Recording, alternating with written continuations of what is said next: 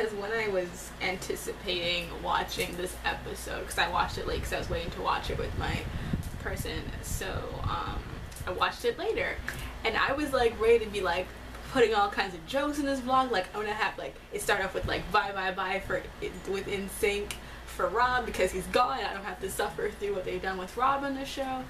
But after actually watching the episode, I was so emotionally like wrecked by it. Not, first of all, the acting was fantastic. I think Michelle Farley, you know, brings so much to Kat's character despite the limitations that they've done with her character, and that makes her so interesting and so compelling. And just how everything was kind of coming together. I mean, even in the beginning I was kind of worried it was going to be kind of slow, but since I knew it was going to happen later, I was able to pay attention more so.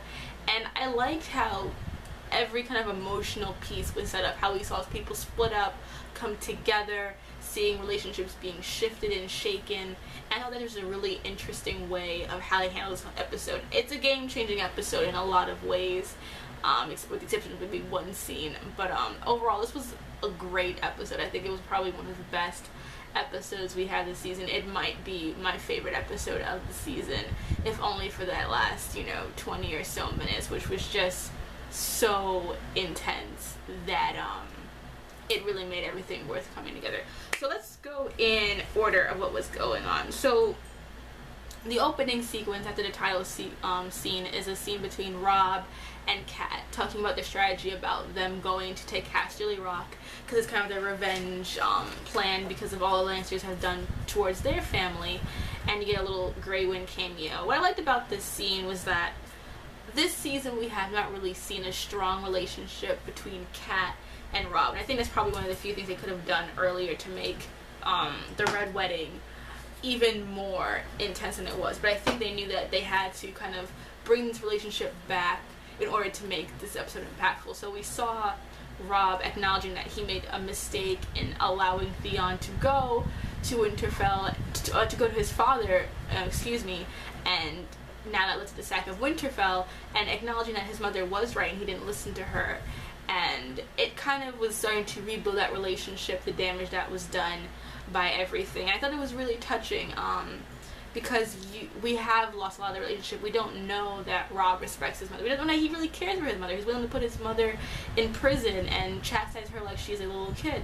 So I think that it was really important to show that he does care, he does understand how he's messed up, and he's starting to move along in terms of how he's thinking about things. We also got a little Grey Wind cameo. I mean, once you realize that they actually were going to show the direwolves, you realize they're going to be useful. I mean, that's going to be like the one hint. If they're going to actually show direwolves are going to be important. Otherwise they wouldn't spend that money.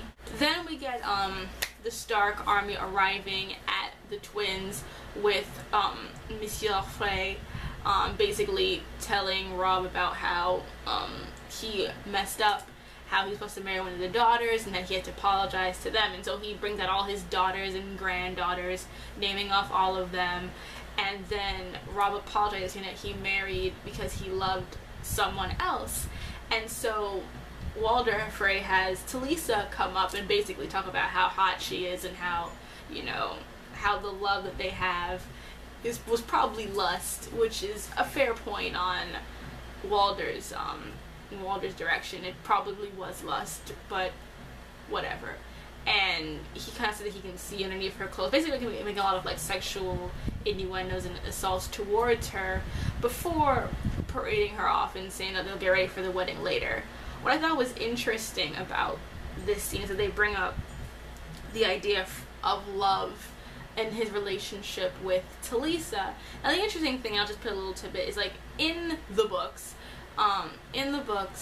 Robb married Jane Westerling, and they didn't marry for love. They married because Robb had sex with her when he found out about Bran and Rickon being dead, and so she helped comfort him basically, and because he took her maidenhead, he felt an obligation to marry her that was more based in honor than love. And I think it's interesting that they made the choice, obviously, to make Talisa and Robb a love match, at least in their perspective, in order to increase the emotional weight that we would feel when they got separated.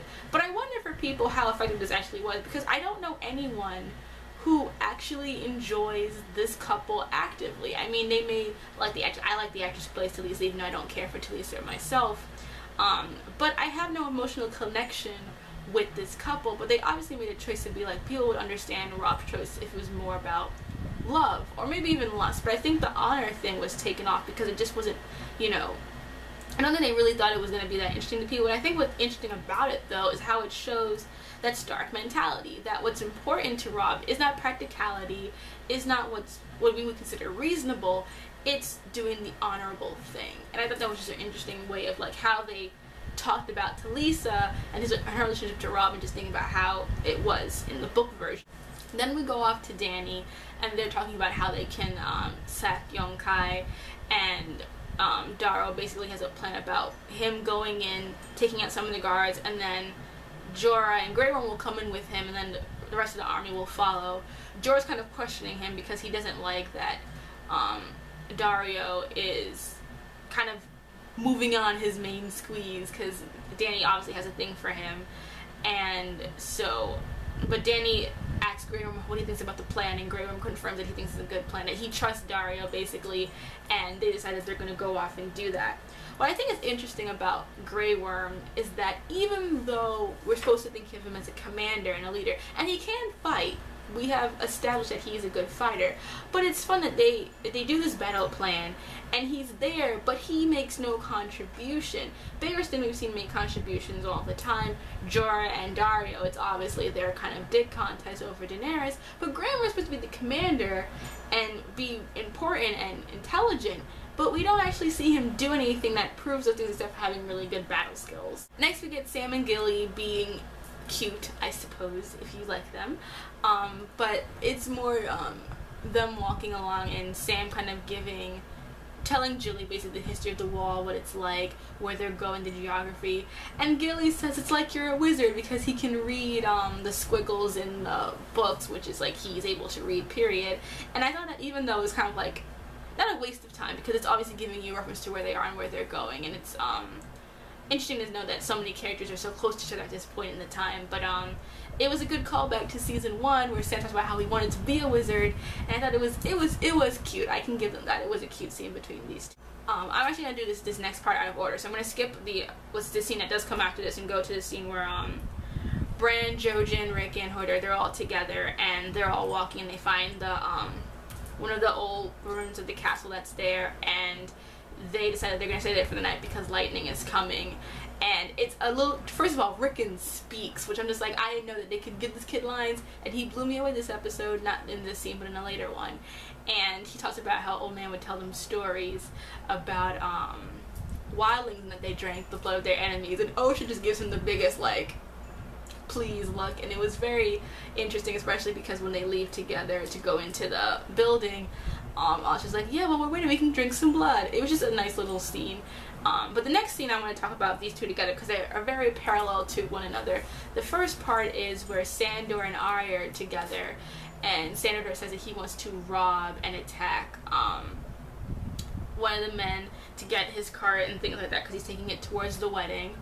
And he was going to kill the man, and this is obviously kind of almost to reference what happened with Jaime and Brienne when they met with that old man. He gave them up. So it's a nice sequence of events. You can see how they all kind of mirror each other. And in this case, Arya convinces Sandor not to kill the man, but she does knock him out with a branch again once he kind of starts to get up again. And so you gotta really, I think, like, despite how I feel about how they characterize Arya sometimes, I do love how she is able to play with other people and how her character works. You know, she kind of talks about how, like, please just don't do this, and Sandor agrees and they go about their way. Now, it's very parallel to the scene between Robb when he's with the other wildlings and they're going to attack a man who has about 8 horses with him, and John says that they should just take the horses and go, but the rest of them are going to take the horses and kill the man because they're wildlings, that's what they do, and they see it better to kill him now because he's old than to just let him sit around, so they're going to kill him. And John, basically knocks his sword against a rock to spook the horses, which alert the man inside, and he tries to escape, but they give chase to him. The next scene we get is between Arya and the Hound.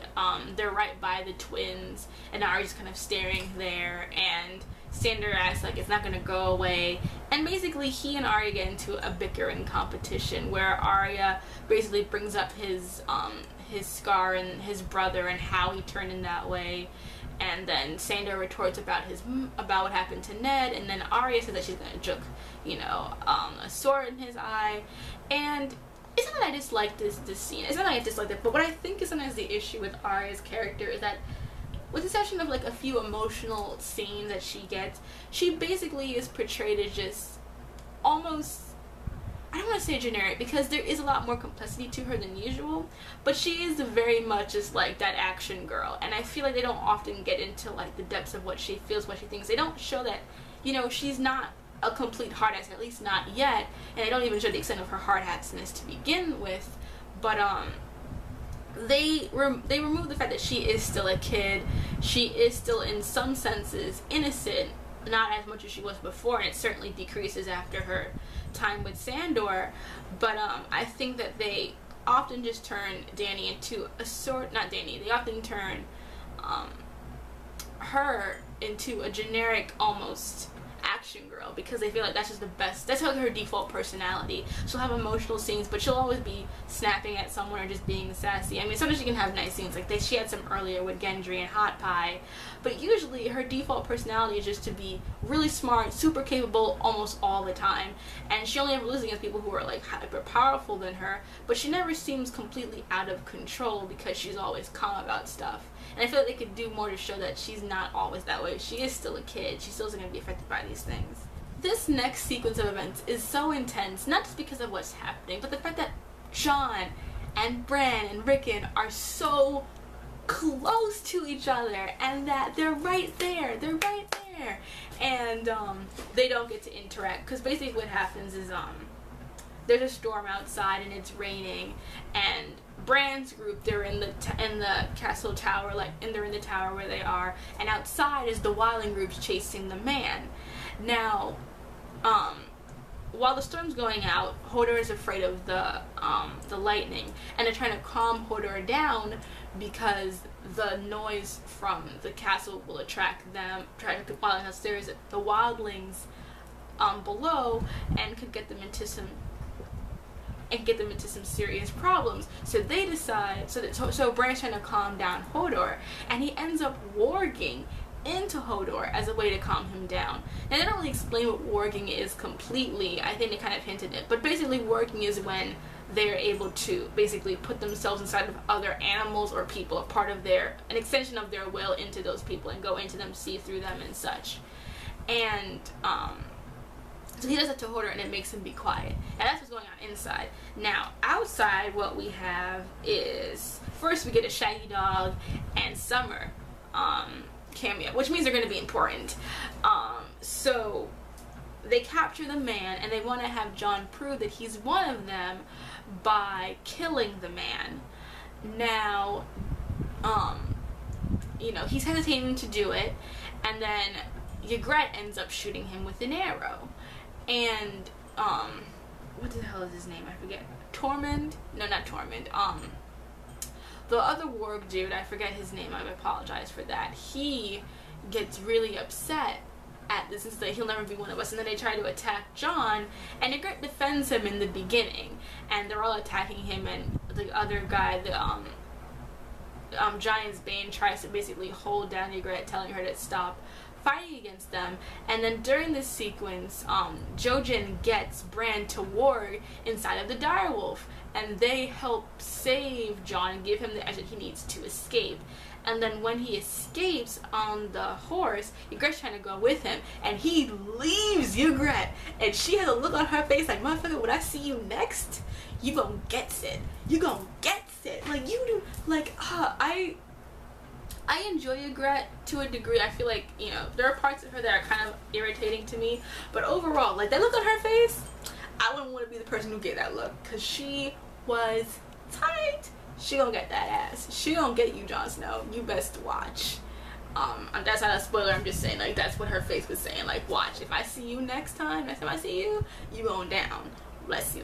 So then Daario, Grey Worm, and Jorah go about their mission, and at first, you know, it goes smoothly. A few people come, and then more and more start to come in, and it gets a little bit more intense.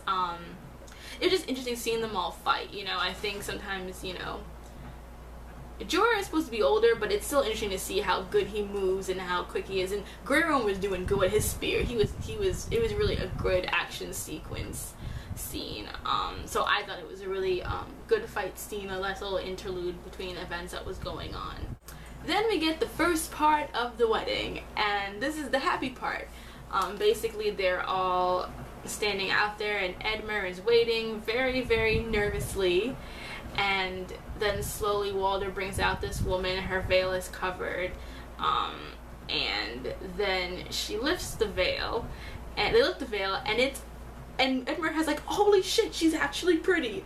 It's Rosalind Frey. She was not one of the ones that we saw earlier lined up, which is why Edmure was probably surprised. And when it's so funny because when Walder walks back, he has to look at Robb, and he's like, you could have had that. You could have had that. You thought I was gonna give you an ugly one, right? Well, you messed up. It was very much a take that, like, you thought all Freys were ugly kind of thing. But it was very interesting because you just see Edmure's entire face light up because he's like, oh, yes, she's pretty. Thank you, God. Like, he's really happy about that. And then he cloaks her with the sigil of Tully, and they say the words together, and you have Talisa and Robb giving such little googly eyes because they're like, remember when we did that last season? The other funny things was just seeing like the little glances that Kat and Edmure will give each other. I don't think we really got to see a lot of their relationship, how they feel about each other to a real strong degree, but it was still very sweet to see them caring about each other, looking at each other, and like supportive, like, I got you, sis, I got you, bro, kind of things. And then these other Frey women like start giving Blackfish the eye, and Blackfish is like, nah, son, sorry. Only one Tully's getting married today, and it is not me. Bran realizes from Jojen that he's not just a normal warg, because wargs can be found on the other side of the wall. That's nothing. But he's a special kind of warg because he can warg into people. And because of Jojen's prophecies coming true, Bran has decided more to go on their journey to the other side of the wall to find a three-eyed raven. Osha's not having that mess. She's like, I'm not going on the other side of the wall. And he's like, that's okay, I'm not asking you to come with you. You and Rickon can go. And Rickon, sweet child. My sweet feral prince. Like, with his curly hair and his little face and his quivering, I was like, dude, you're giving me emotions right now. He was so cute, and they're like, he wants to be with his brother and help take care of him and just be supportive, but Bran's going on this adventure to go find a raven, and he's like, I can't send you with them. That they're gonna go to the Umbers because they are they're bannermen, they'll protect him. It was just really sweet because Rickon barely speaks, he barely exists, but I think they found a good point for them to split up. I know it's different from the events in the book, but I think it was also very impactful because this is a very emotional episode, and I think that knowing that that the Stark boys, you know, were so close to each other, that they were that close to finding each other, is tragic. Just like how Arya being that close to her brother and her mom, who she hadn't seen in forever. You know, that is just so, that's what makes it even sadder, is that they were so close to being together for once, and it was lost to them. And now more children are being separated from their families, and Rickon is going to be going with Osha, and it's just a really well done scene. The kid actors that they have gotten for Game of Thrones have been fantastic. I mean, when you look at them, you wonder what the hell happened with Henry on Once Upon a Time. Like, no, I love him. The actor who plays him is cute, but like, it was whether what they give him or the way he delivers. But like, they need to go do something over there with the child actors. But yeah, it was a great sequence. Then Daario and Jorah all return back, with Grey Worm as well. And first it's only Grey Worm and Jorah, and Jorah's like, Khaleesi, your plan worked perfectly, and whatever. And then she's like, what about Daario? And he's like, Daario? Daario? Do you not see me? Do you not see how amazing I am? And then Daario comes with this like this, what the hell are they called? This like, is it a quilt? No, he comes in with a tapestry and he's like, for you, my queen, you have won. And they had this kind of little moment look. And let me just say, on a very, this is gonna be very superficial, but it's okay. I'm not a very attractive person, so I can say stuff. Like, the actor who plays Dario, it's not that he's an attractive, because he is a good looking guy, but he's a very generic good looking guy. And I feel like, I'm gonna say this woman, even though I do not ship for real Jorah and Daenerys, and by any means of the imagination, when I look at Jorah and I look like Dario, it literally, in the TV show, it confuses me as to why she would choose Dario over Jorah. Just on a basic superficial level. I know that Jorah is older. I know he's got that one little bald spot in the back of his head, but he is like so much hotter than Dario. I'm just like, what? Like, Conan reject Dario is nowhere near as good as rugged pirate Jorah. Sorry. Let's be real. But let's get to the moment that most people have been waiting for, and that is the red fucking wedding. And first it starts off light with like any other wedding. You've got Blackfish and Cat having this cute little banter because Cat mentions about how Edmure was complaining about this wedding all the way from Riverrun, and now he's all happy because he's got a pretty bride. And then Blackfish talks about how his nephew is a fool, and he loves him, but he's a fool. And he goes to pee, which is probably the most important piss he has ever taken in his life. And leaves him with Sir Bolton, who's gonna be given wine. And then Catelyn's like, and then he goes to, Cat asks, do you not drink wine? He's like, never, it dulls the senses. And it made me think of Dracula, which, while not accurate, is very apt considering that he is a Bolton and they are very sadistic people.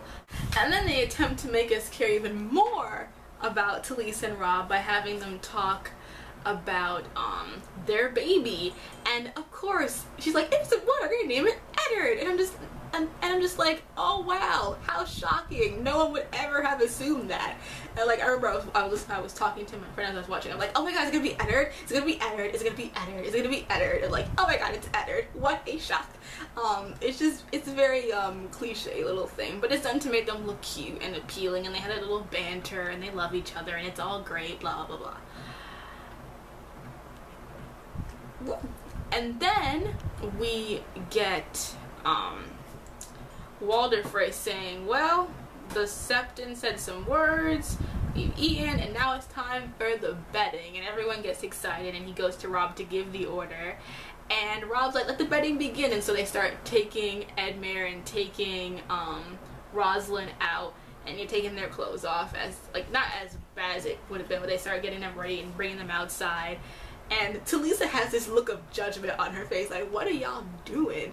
Y'all are ridiculous. And it's just like, it's really funny to me, just the reaction. And Edmure's like, be careful ladies, if you unleash this monster, you'll never put it back in. I was like, you are such a dude right now, Edmure. You are so drunk. It was so silly, but it was like the last moment of just like pure levity and fun before everything went to shit. Because after they leave, that's when everything goes to hell. Because there's reason to keep Edmure alive, not everybody else. Talisa talks about how the thing looks weird. He's like, well, it would seem weird to a foreigner. And I'm just kind of like, shut up. Like, because the thing about Talisa, like, the actress who plays her is Latina. It's like, we don't have that many actors of color. And, like, all of them have to be foreign and exotic and different. It's just like, she couldn't just be like some brown Westerosi person, like whatever. But no, she's a foreigner from Valente. She doesn't understand our Westerosi ways. And then when they get ready to do, and here's the thing, damn, it's like, so many emotions, so many feelings. Cause it's like, first, you know, Catelyn sees the guard go and close the door. That's sign one. And then the reins of Castamere play, and oh my god, like, even for me who knows what's gonna happen, it was intense because it's kind of like how does no one else see this? Like, it's the reins of Castamere. That's not a jolly wedding song. It's a song about the destruction of an entire house, and you're in the house with someone who you pissed off. I'm just like, you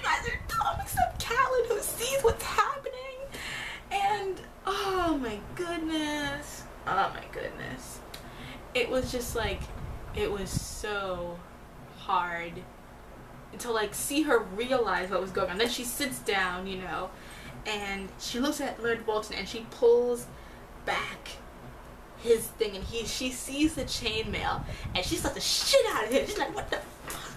And then she's like, Robb, and it's just like, oh my god, and everything starts going to hell.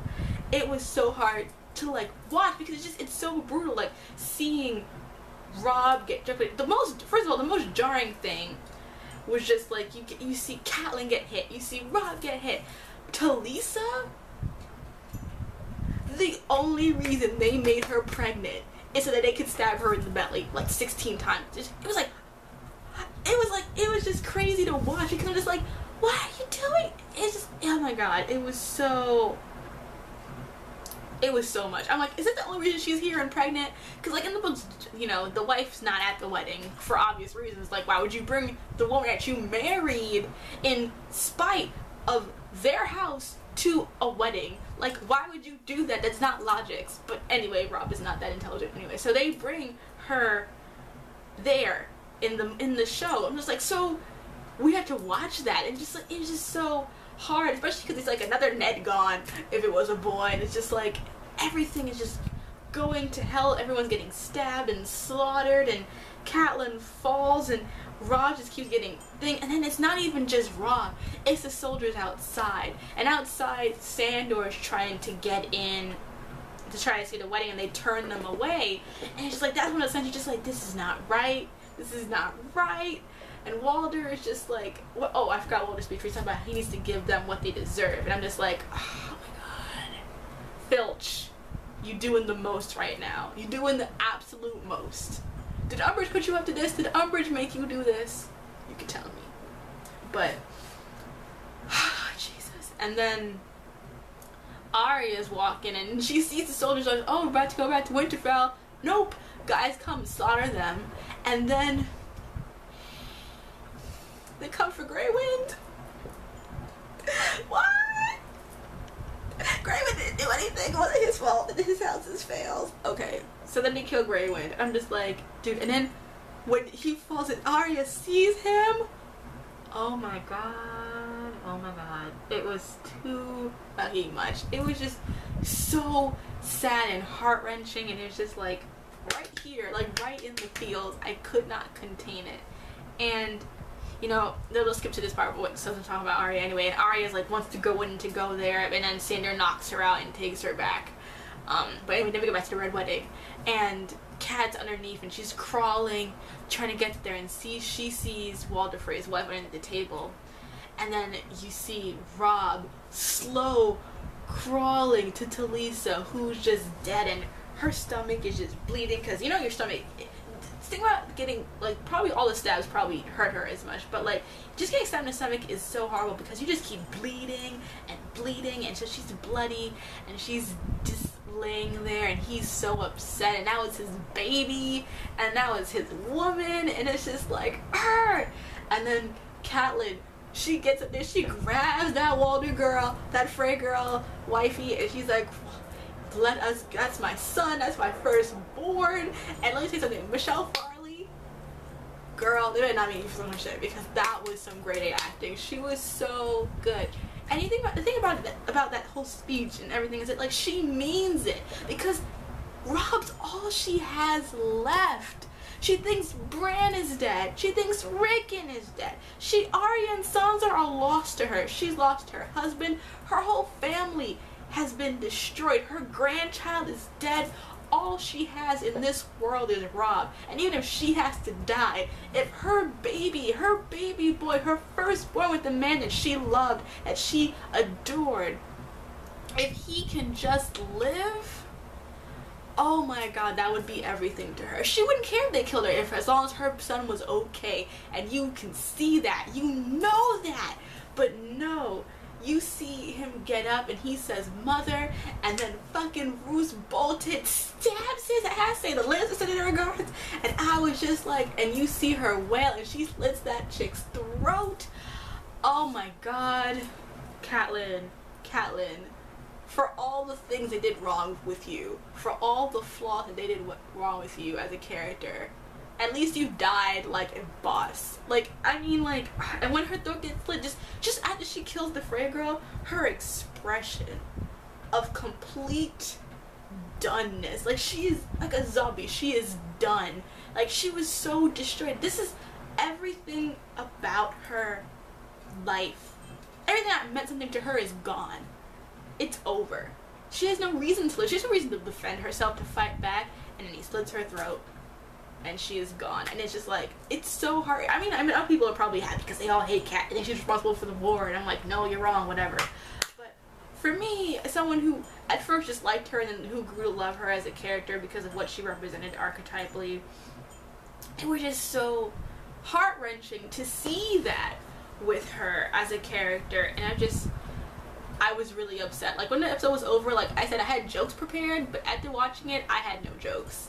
I had no instant jokes, no funny thing. It's just like, I may have blocked some on Tumblr, but that's different. I don't have to actually say it. But like, I was really, this was a good, the emotional impact was there. It got me because the entire event was so brutal, so dark, that I was just kind of like, I loved it. I loved watching it, even though it was horrifying to watch. And I think what was interesting about just the Red Wedding and what happened and everything else is, like, there's a quote that's probably going around now on Tumblr talking about how, like, George R. R. Martin knew that he was going to kill Robb and Catelyn because, you know, people wouldn't think that Ned was going to die because he's the hero and he's going to get out of stuff. And so when Ned died, the obvious thing people think is that Robb's going to go and avenge his family's death. And no, he dies too, because that's not what you expect, because he's the king in the north, he's the hero, he's the fantasy archetype. But no, he's not, because he's a little kid who didn't know what the hell he was doing. I mean, he could win battles, but winning battles does not make you the right person to lead. And I think that the Starks, like, even though I don't rep House Stark as someone like Larry does, I do find the Starks interesting because they are an example of why idealism, while we want it so badly, doesn't work. Because what's tragic about the Starks is they never asked for this. They never wanted the Iron Throne, never really wanted to be Hand. He didn't want any of that glory. The only reason they're even involved in this, besides stuff that happens later, is because of their sense of duty and obligation to do the right thing. People will blame everyone for everything, but the thing about the Starks is this: they were always trying to do the right thing. And even when they made mistakes, it was with the best intentions. It may come off wrong and selfish. I mean, I don't agree with what Robb did with marrying Talisa, but I at least understood why. I mean, with Jane Westerling, excuse me. But I at least got why. I got the honorable part of it. And I think the thing about what's great about the books and the show in comparison to other things and what makes it good is, like, we admire honorability. We would want politicians who were honorable, who meant what they say, who do the right thing even when it's hard, who try their best to be good people and not care about alliances and do what's good for people, for their loved ones, everyone. That's what we want. But in the reality is, those people don't win. They don't win votes. They always say in politics, if people know exactly what you stand for, you will not win. You know, it's about, the sad part that our reality, power, strength, it does not come from being honorable or doing the right thing or being a good person. It comes from being able to be seen as a good person in the eyes of people, being able to manipulate, to talk ways, to distort facts and truth and reality, to lie and scheme. That's what makes you win a political game. That's what makes you become a king. Because you can talk about how you're king by right, how you're this, how you're that. If you cannot make people believe that, if you cannot carry the strength of will as other people want them to, you will lose. So what's interesting about the search is that if this was the right kind of world, if this were a good place, the Starks would be people that you want in charge because they mean what they say. They will do the right thing no matter what. They will be respectful, honorable, and kind. But it's not the real world. And the reality is that as much as we hate them, you know, our world are ruled by people like the Lannisters and the Tullys because they know how to work the political game. And the Starks are so tragic because they never were trying to play the political game. That's why, you know, now they're really good at it. They have to learn or just survive because they were never taught to be those people, because that's the kind of people that they were trying to be. They were never trying to be Lannisters or Tyrells. They were all trying to be good, strong people, and I think that shows in everything about them, including their words. Their house where the winter is coming. It is a warning not just for themselves, but for other people, because that's what they care about. Everyone and the integrity of everyone. And we may disagree with him. I disagree with Ned a lot. He is not my favorite character by any means, but at the same time I can also see what makes him admirable and why people would want to follow him. The sad thing is, people may want to follow him and admire him, doesn't mean he's going to survive, and that doesn't mean his family will survive. And I think that what makes the Starks so sad to watch is that they didn't ask for this. They didn't want this. They're not fighting for the same reason everyone else is fighting. They're not fighting to get the throne. They're just fighting to survive and to be whole again. And the more they try to become whole, the more they fall apart.